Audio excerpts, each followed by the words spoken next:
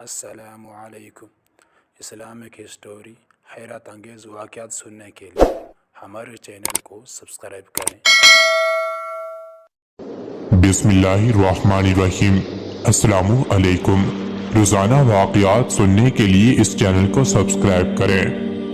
حضرت ابو بکر صدیق رضی اللہ تعالی عنہ کے بارے میں نبی اکرم صلی اللہ علیہ وآلہ وسلم فرمایا کرتے تھے، میں نے جسے بھی اسلام کی دعوت دی اس نے کچھ نہ کچھ سوچ و بچار اور کسی قدر و وقفے کے بعد اسلام قبول کیا، سوائے ابو بکر کے، وہ بغیر ہچکچاہٹ کے فوراً مسلمان ہو گئے۔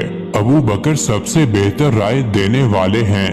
میرے پاس حضرت جبرائیل علیہ السلام آئے اور انہوں نے کہا کہ اللہ تعالیٰ آپ کو حکم دیتا ہے اپنے معاملات میں ابو بکر سے مشورہ کیا کریں۔ نبی کریم صلی اللہ علیہ وسلم کے لیے حضرت ابو بکر صدیق رضی اللہ عنہ وزیر کے درجے میں تھے۔ آپ ہر معاملے میں ان سے مشورہ لیا کرتے تھے۔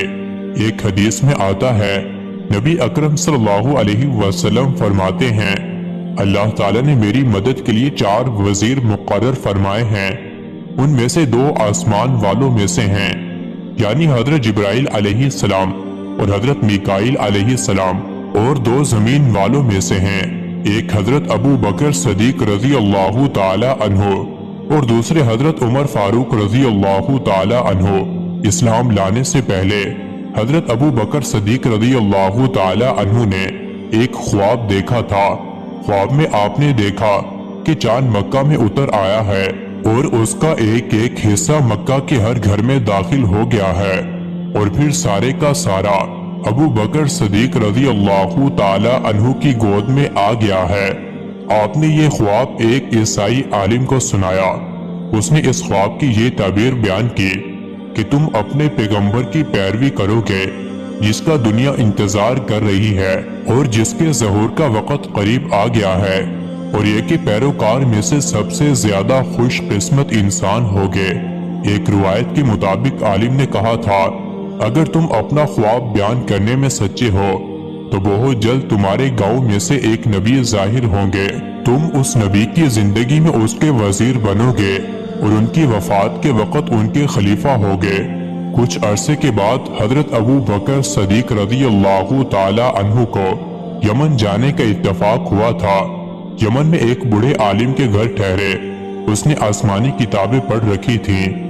ابو بکر صدیق رضی اللہ تعالی عنہ کو دیکھ کر اس نے کہا، میرا خیال ہے تم حرم کے رہنے والے ہو، اور میرا خیال ہے تم قریشی اور تیمی خاندان سے ہو۔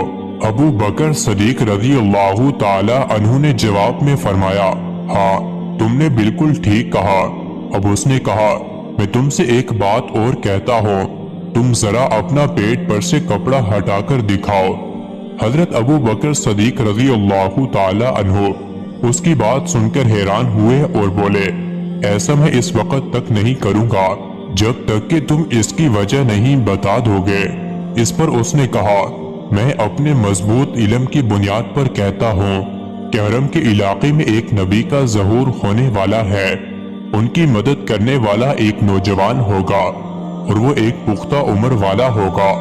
جہاں تک نوجوان کا تعلق ہے، وہ سفید رنگ کا کمزور جسم والا ہوگا، اس کے پیٹ پر ایک بالدار نشان ہوگا، حرم کا رہنے والا تیمی خاندان کا ہوگا، اور اب یہ ضروری نہیں کہ تم مجھے اپنا پیٹ دکھاؤ کیونکہ باقی سب علامتیں تم میں موجود ہیں۔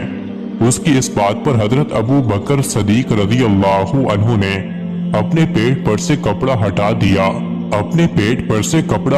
دیا۔ وہاں ان کی ناف کے اوپر سیاہ اور سفید بالوں والا نشان موجود تھا۔ تب وہ پکار اٹھا، پروردگار کعبہ کی قسم تم وہی ہو۔ مزید ایسی ہی ویڈیوز کے لیے چینل کو ضرور سبسکرائب کریں۔